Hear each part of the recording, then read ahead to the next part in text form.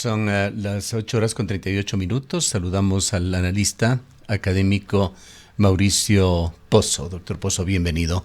Quisiéramos conocer su punto de vista sobre la situación del país, tomando también otro referente que no hemos mencionado en el ingreso a este diálogo, que es el presupuesto para el año 2026, en donde el gobierno plantea una necesidad de financiamiento de unos 16.000 millones de dólares, y aún así se presenta un presupuesto con un déficit fiscal proyectado de unos 5.000 millones de dólares. Bienvenido.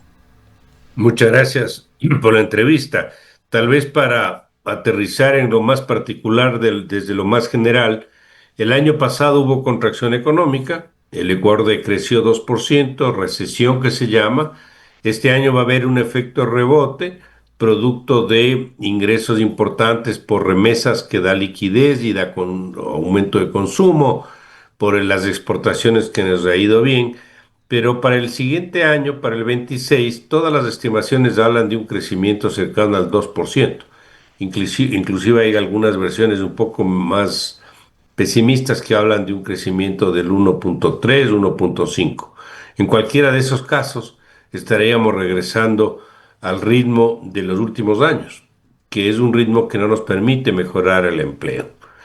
¿Esto qué significa en términos prácticos? Que con un escenario de esa naturaleza, dificultad de mejorar el empleo y un crecimiento económico pequeño, las reformas económicas son fundamentales. Y para eso se requieren hacer algunos cambios e introducir algunas políticas públicas, no todas fáciles desde el punto de vista político. Y ahí voy a citar algunas de ellas. Eh, Necesitamos el tema laboral, caminar en el tema de la reforma. Este es una demanda para cualquier inversionista, sea de aquí o de afuera. Hay la necesidad de la reforma a la seguridad social. ¿Por qué? Porque esto libera recursos o liberaría recursos para que el Estado pueda tener algo de espacio para colaborar con la obra pública, que podría ser un socio de la recuperación. En estas circunstancias actuales eso es imposible. Usted resta del presupuesto todo lo que destina a la nómina, a la operación del sector público, a los subsidios, al pago de la deuda, etcétera. Lo que le queda para inversión pública es de un 2 a un 3%. Y eso se da porque estamos participando en actividades que no le competen al Estado. Y ahí tiene que tomar decisiones también el gobierno. En la proforma que se acaba de enviar a la Asamblea, solo para recordar, las últimas han sido aprobadas por el Ministerio de la Ley. Ahora no sé qué ocurra, tal vez como tiene mayoría pueda aprobarse, pero independiente de la forma como se apruebe, la diferencia entre los presupuestos aprobados y los ejecutados en los últimos años es enorme, por Hay distintas razones. colegas suyos que dicen, nos han dicho, entrevistan en este medio de comunicación, y economistas muy prestigiosos, Posición, por ejemplo, de la revista Análisis Semanal, en el sentido de que los presupuestos nacionales en Ecuador desde hace muchos años se han vuelto una ficción. Yo estoy bastante de acuerdo con esa opinión. Eh, Hay que ver los números, qué es lo que aprueban y qué es lo que ejecutan. Le voy a dar unos pocos ejemplos. En la ley dice y en la Constitución que usted tiene que asignarle el 6% del PIB en este año a la educación y el 4% a salud. Pero nunca se asigna el 6 y el 4 en liquidez, en recursos, pero consta en el presupuesto. Eso le infla, por lo tanto, de alguna manera el gasto.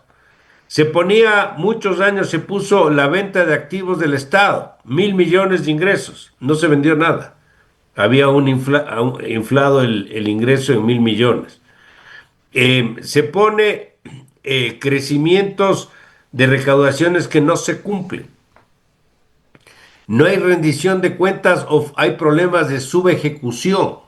Es decir, usted le puede asignar que le va a entregar a un determinado sector tantos recursos, pero le faltó el momento del rato liquidez, porque una cosa es que esté en el presupuesto, otra cosa es que le entregue la plata. O simplemente no hubo gestión o no había justificativo para el gasto en ese momento, a la final no se ejecutó. o al menos Háblenos lo hizo parcialmente. un poquito más sobre la subejecución del presupuesto. ¿Cómo vamos en este año cuando nos aproximamos ya a la finalización del mismo?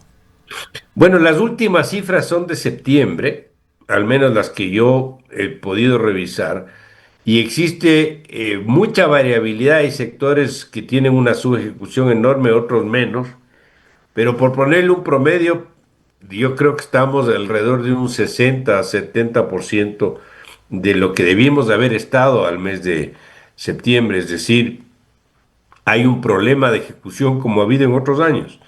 Y perdón, esto hace que se rezague el presupuesto y en algunos casos hace que, por ejemplo, el apoyo que expliqué hace un momento para un proceso de reactivación económica por parte del gobierno no se dé. Y esto es lo que estamos observando.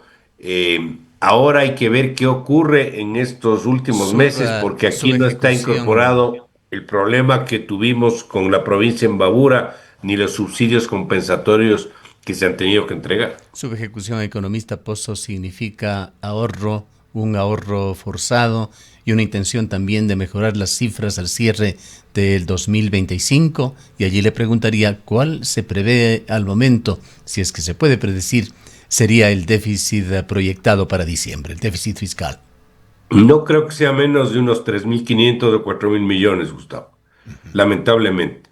Ahora, ¿cómo van a cuadrar eso con las metas con el fondo? Es la pregunta. Porque con el fondo hay una meta mucho menor y habrá que ver cómo va a cerrar eso. Pero tal vez como anticipo viendo lo que ha ocurrido, la posición de los multilaterales es una posición muy abierta y muy flexible.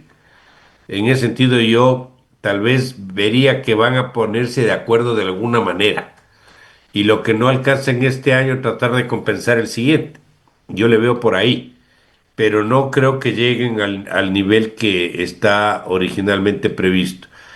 También al mes de septiembre vale la pena notar los atrasos solo de este año, de los 9 meses de este año, llegan a 2.000 millones de dólares. A esto hay que sumar los atrasos de los años anteriores, con lo cual el monto total aproximadamente está en los 4.500 millones. Y estos son recursos que obviamente generan también un proceso de falta de actividad económica en los proveedores que trabajan con el Estado, porque esos no pagan a otros, esos otros no pagan a terceros y se vuelve una cadena. Entonces esto es otro problema que tienen que resolver. Y todo lo que hemos conversado muchas veces, el tema de las reformas. ¿Qué va a pasar con la reforma a la seguridad social? ¿Qué va a pasar con el manejo de los subsidios que quedan todavía sobre la mesa?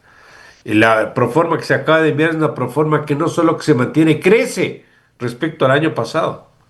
Es decir, el problema de la obesidad estatal sigue intocado. Entonces, ahí creo que estamos con bastantes cosas por hacer, pongámoslo así, a pesar de las decisiones difíciles, como fue lo del IVA, fue la reducción del subsidio a las gasolinas, del diésel, etcétera. Pero creo que este es un rompecabezas mucho más grande y hemos movido solo algunas piezas. Todo puesto sobre la mesa. Economista Pozo, ¿cómo evalúa usted ese discurso sobre responsabilidad fiscal, que es uno de los atributos que endosa el presidente Noboa a su propio gobierno? Me refiero a las declaraciones de ayer en Washington ante el Consejo Empresarial de América Latina.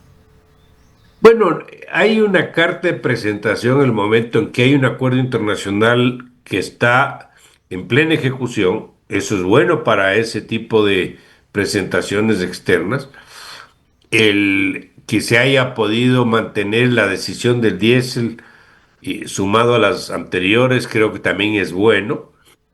Pero claro, el panorama global involucra otras cosas. Atraer inversión extranjera, el riesgo del país ha bajado, pero no lo suficiente. Ahí eso es un problema. Atraer inversión extranjera con los problemas de seguridad, así sea una guerra entre bandas, es un problema también. Y eso no se ha podido resolver. Al tiempo de que el gobierno ha estado muy intenso, por ejemplo, en el asunto de la minería ilegal. Pero de todas maneras, esos son aspectos que quedan sobre la mesa y que no se ha avanzado. que tiene algunas cosas por vender en los foros internacionales como las que cité, sin duda, pero tampoco hay cómo tapar el sol con un dedo y no reconocer que existen todavía muchos ámbitos que no hemos podido avanzar. Usted insiste, economista Pozo, en que hay reformas urgentes que tienen que aplicarse. ¿Cuáles serían estas y cómo diferenciar entre criterios que den sostenibilidad a la economía ecuatoriana y aquellos que obedezcan a una urgencia recaudatoria? Hay que distinguir entre las decisiones que son para la estabilidad, llamemos así, que puede ser una reforma tributaria, pero más en el ámbito de la contribución, no en las tasas, por los momentos de reactivación que se requieren. Y otro distinto es para darle sostenibilidad, como usted menciona, darle activación económica al Ecuador. Ahí están las reformas. ¿Cuáles reformas?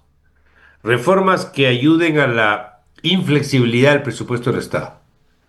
Ahí está, por ejemplo, el tema de rendición de cuentas. Aquí no hay rendición de cuentas.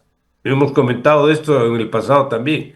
Se entregan recursos, no sabe la trazabilidad, cuáles son las metas logradas, cuáles son las nuevas, qué se va para gasto de capital y qué se va para gasto corriente, etcétera. Rendición de cuentas. Segundo, rol del Estado en actividades empresariales.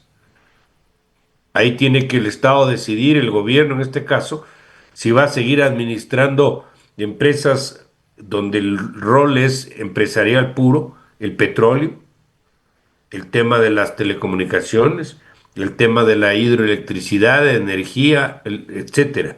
Ahí tiene que tomar un rol adicional. Otra reforma, seguridad social. Problema de la institución, pero también un problema fiscal. El gobierno ya ha anunciado y el presidente algo sobre el asunto de la salud, pero ahí hay que arreglar varios temas. La deuda del Estado con la seguridad social, los empleados del seguro que si se trasladan a la salud pública que ocurre, el asunto de todo lo que tiene que ver con el aporte de los afiliados, donde el 6 de los 21 puntos o por 21% que se aporta va al tema de salud. ¿Qué va a pasar mañana? Eso se va a suplir con impuestos. A La propósito calidad del, de la gestión hospitalaria, etcétera. a Entonces, si propósito usted me del pregunta, IES, reformas, todas estas, uh-huh. reforma laboral también, entre algunas más. A propósito del IES y la coyuntura actual, no sé si ha tenido la posibilidad usted de ver el presupuesto del IES que acaba de publicarse. 11.000 millones de ingreso, 14.000 millones de gasto, déficit de más de 3.000 millones de dólares. ¿Dice algo esto con respecto a los anuncios del gobierno de fundir el servicio de salud de el IES con el Ministerio de Salud? ¿Y podría esto efectivamente darse sin afectar cobertura ni autonomía financiera? El seguro requiere una reforma de fondo, una reforma estructural para definir temas. El aporte del Estado a la seguridad social, el 40% en el área de pensiones. Esto hay que ponerle un techo. Si usted le proyecta esto para los 2, 3 años, esto va a ser en poco tiempo, los 3.000 y pico de millones que es ahora, va a ser 6.000 millones. Y eso va a ser imposible pagar así esté escrito donde esté escrito. Hay que darle viabilidad a esto, hay que darle sostenibilidad. Segundo, dentro del área pensional hay unos trabajos que usted conoce que se hicieron, que reposan ahí en algún escritorio que no se va avanzado. Ahí hay insumos para una reforma. Años de consideración para el cálculo de las jubilaciones, la propiedad de jubilación si fuera el caso, la estructura de los aportes, etcétera. Todo eso hay que avanzar. Y en el área de salud, que es casi la excepción en la región que la seguridad social de prestaciones de salud, el traslado al área de la salud pública requiere corregir los problemas que acabo de explicar. Es decir, se requiere, para resumir, una reforma de fondo y de forma para que pueda funcionar esto y que sea viable. Y esto también, obviamente, descansa en algunos acuerdos políticos. Hay una situación que es recurrente en Ecuador, que se ha dado prácticamente en todos los gobiernos. Siempre se ha hablado del ajuste fiscal, se lo promete año tras año, pero nunca que recordemos se ha llegado a concretar en forma efectiva porque el gasto corriente, la inversión pública aumentan sin respaldo suficiente en los ingresos, lo cual delata una actuación o forzosa o irresponsable.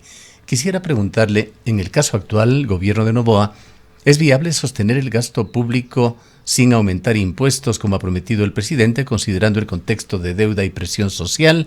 ¿Y qué ha pasado con el gasto público en el actual gobierno?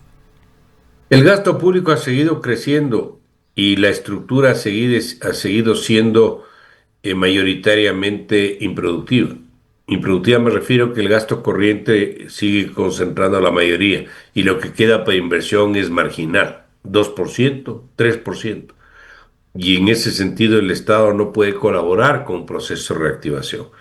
Y eso sin reformas no va a cambiar. Y si no cambia porque el origen es el mismo, una obesidad estatal que en donde no se toman acciones de fondo, lo que va a ocurrir es que o se van a seguir necesitando permanentemente reformas tributarias, quitándole un poco de oxígeno al sector privado, o el país, o adicional, el país va a seguir necesitando de recursos de financiamiento, sean internos o sea externos. Y eso lo que hace es complicar el escenario de mediano y largo plazo del Ecuador. En estos tiempos se vive también intensamente una política internacional, temas de geopolítica que influyen en las decisiones y en las relaciones intergubernamentales. Hemos visto lo que pasó en Argentina, compromisos de 20.000 millones de dólares directamente desde el Estado, también ofertas del presidente Trump de facilitar otros 20.000 millones de dólares a través de multilaterales, significan un impulso muy fuerte al gobierno de Milei. Acá Ecuador no tenemos, de hecho, la importancia que tiene la Argentina. Es difícil pensar en eso, pero quisiera preguntarle un poco con esta visión, ¿qué lectura hace del plan económico presentado al Fondo Monetario Internacional por el gobierno de Noboa, su impacto en la autonomía de la política fiscal ecuatoriana y los compromisos asumidos con multilaterales, si es que estos podrían condicionar el margen de maniobra del próximo gobierno, particularmente si vamos a una asamblea constituyente? El gobierno actual mantiene el programa con el fondo que fue suscrito antes. No es un nuevo convenio, es el mismo convenio que firmó Noboa, pero obviamente cada año se hace una suerte de revisión de Claro. metas. Algo se Y habrá comprometido en la serie de visitas que ha tenido la ministra de Finanzas a Washington y reuniones seguramente, con el fondo. seguramente han ajustado el programa en algunos ámbitos. Le doy un ejemplo, la propia reforma tributaria. ¿Cuál es el avance en eso? ¿En qué se ha comprometido el gobierno? Pero en las actuales circunstancias, con lo que habíamos hablado del tema fiscal, los atrasos, el gobierno no se puede dar el lujo de no mantener el acuerdo. Tiene que mantener el acuerdo con los multilaterales. Pero el acuerdo con el Fondo Monetario y los recursos que vienen atados a ello, del propio fondo y del BID y de la CAF y del FLAR, etcétera, son recursos que, bueno, de alguna manera alivian el problema en una parte de la economía, pero no es de toda la economía. Hay muchas otras cosas que hay que hacer y eso no está en el programa con el fondo. Y en eso tiene que caminar el gobierno también, no solamente en cumplir las metas del acuerdo, sino en lo otro. Porque si usted no hace lo otro, lo que va a tener es un crecimiento económico pobre. Y a veces los programas con los multilaterales no son compatibles con una reactivación más grande. Son necesarios, sí, pero de ninguna manera suficientes. Y por esa razón tiene que caminar en los otros ámbitos. Obviamente aquí el componente político es importante. Habrá que ver qué cosas se pueden hacer. Por ejemplo, en el ámbito laboral, que es tan importante. ¿Qué mismo vamos a ganar si podemos algún rato aspirar a tener opciones de trabajo por horas, revisión de los costos de contratación y despido, el asunto de la jubilación patronal, los tipos de contratos, etcétera? Habrá que ver si eso se va a plasmar en la realidad en algún momento y eso no está en el programa con el fondo. pero sí es necesario y el gobierno tiene que caminar en esa dirección. La principal carta del gobierno, particularmente en esta consulta popular y en el impulso del voto por el sí, está centrado en la seguridad. Sin embargo, esto resulta contradictorio cuando los altos niveles de violencia siguen afectando a Ecuador. Más de 6.700 asesinatos en lo que va en el 2025. Proyección para finales de año de 9.000. Así se puede proyectar en Ecuador sobre las muertes violentas, de acuerdo con expertos. ¿Cómo afecta esto a la percepción de Ecuador como destino confiable para la inversión? Yo creo que afecta muchísimo, no le puedo decir cuánto cuantitativamente podría significar, pero sin duda es una cifra significativa e importante. La de inversión privada es difícil que se anime a entrar en un ambiente como el que estamos viviendo. Es verdad, y cuando usted le pregunte esto al gobierno, le va a decir que la mayoría de las muertes son entre bandas. No es un tema de problema ciudadano, el problema es que Para el ciudadano. aportar solamente con una cifra, hay entre 700 a 800 niños y jóvenes muy jovencitos en esa mega cifra. Así es. Y además, el mayor empleador de los chicos que no consiguen empleo formal, lamentablemente termina siendo en redes vinculadas a estas actividades. Esto es un problema terrible, es un problema social de magnitud. Y ahí hay que caminar. Dicen 9 de cada 10 asesinados pertenece a alguna banda delictiva. Pero así sean entre bandas delictivas, el ambiente de inseguridad está ahí, está en el día a día de todos. Y eso aleja la inversión y aleja las posibilidades de recuperación. Yo no digo que el gobierno no, se ha cruzado de brazos, creo que no lo ha hecho, pero creo que lamentablemente el problema es bastante más grande del que alcanzamos a ver.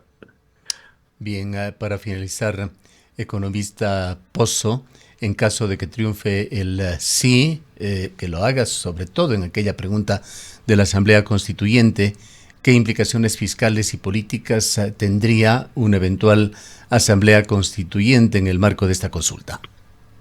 No hemos conocido hasta ahora, y esa tal vez es una debilidad, ¿qué quieren hacer con la Asamblea Constituyente? ¿Cuál es el objetivo? O sea, ¿a dónde quieren llegar? ¿Qué cambios quieren introducir en materia económica, en materia fiscal? No sabemos. Podemos especular, sí, pero no sabemos. Entonces, para responder su pregunta va a depender de qué es lo que introduzcan, qué reformas que puedan o no ayudar a un proceso de recuperación económica posterior. Ojalá podamos tener un poco más de claridad conforme avancen las semanas y los meses. Si no hay claridad, nos toca especular, suponer, dice usted, que en lo principal, quizá dos, tres cosas, especularía usted sobre esa nueva constitución, tomando en cuenta los hechos, la actuación del gobierno y las declaraciones fundamentalmente del presidente de la República y otros portavoces del régimen. Sin que esto caiga en los excesos, sin que esto sea una talla a la medida al gobierno de turno, algo que para el país le sea beneficioso, independiente del gobierno que esté en funciones. Hemos hablado de muchos temas. El problema en la rigidez fiscal es un problema. Ahí está con los asuntos que hemos comentado. Eh, no creo que sea un tema de analizar si le quitamos el 13º y 4º a los salarios. Creo que los problemas son mayores. El problema del empleo es un problema que es la segunda preocupación de los ecuatorianos. Y para mejorar el empleo y la economía tiene que crecer. Es imposible crecer sin inversión privada. Y para que la inversión privada se active, tiene que haber reformas. Una de ellas el tema laboral. Entonces, ojalá podamos avanzar en eso.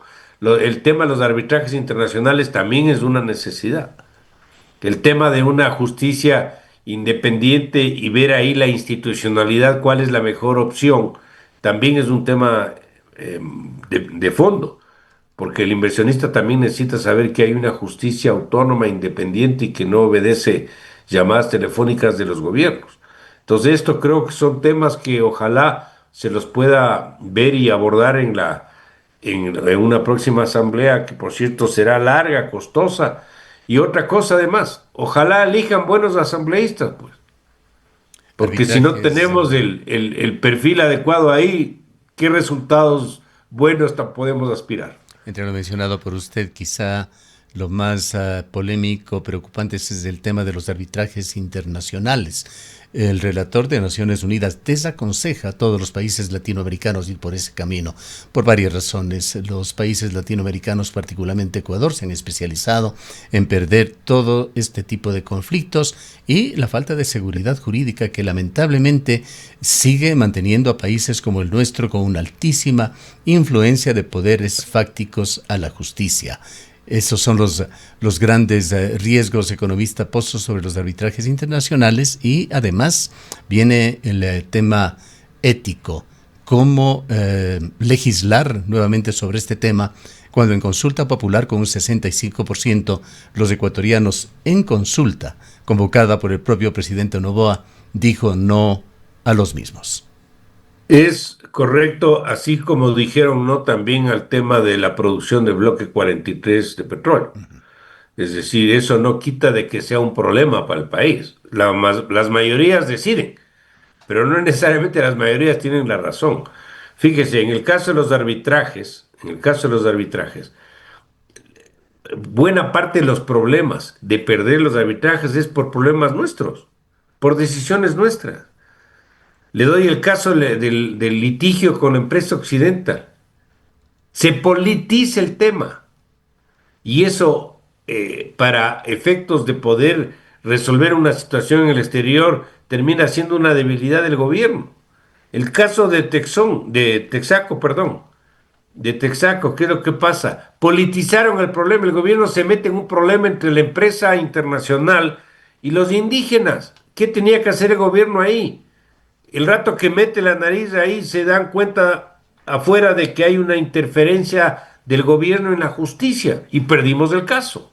Y así, entonces buena parte de las Exactamente. pérdidas de arbitrajes afuera ha sido también por errores propios nuestros. Exactamente, de allí el enorme riesgo de los arbitrajes internacionales que podrían convertir a cualquier concesión, a cualquier paso seminal en una concesión, porque hay que seguir todo un proceso, que se convierta ya en una obligación para el país, so pena de millonarias, de altísimas multas a las que pueda someterse el Ecuador. Y una cuestión final, economista Pozo, con todo el respeto y el aprecio que le tenemos, eso de que en democracia las mayorías no tienen siempre la razón, es un tema que realmente nos pone en duda. Hay que conversar algún rato de esto. Yo lo que le quiero decir es, la mayoría de los ecuatorianos no eligió el gobierno del expresidente Correa. Ujú, Claro que lo eligió. ¿Y claro. el gobierno de Correa ha sido bueno para el Ecuador? Yo creo que no. Por lo tanto, sí nos equivocamos. En democracia votó la mayoría y nos equivocamos. Así que eso creo que hay que siempre recordar. Y no solamente ahí, nos hemos equivocado muchas veces. Ya, yo no digo que no sea la democracia el mejor sistema. Yo lo que estoy diciendo es que Es el en menos malo, democracia por ejemplo. también hay errores y los del pueblo se equivocan. Bien. Lo que sí estamos de acuerdo que la democracia es el sistema posiblemente menos malo de toda la gama que existen. Muchísimas gracias, economista Pozo, por su presencia en esta mañana. A la orden. Declaraciones del economista Mauricio Pozo, PhD en Economía. Fue ministro en dos gobiernos, el de Lucio Gutiérrez y el de Lenín Moreno. Son las 9:06. Dicen que tu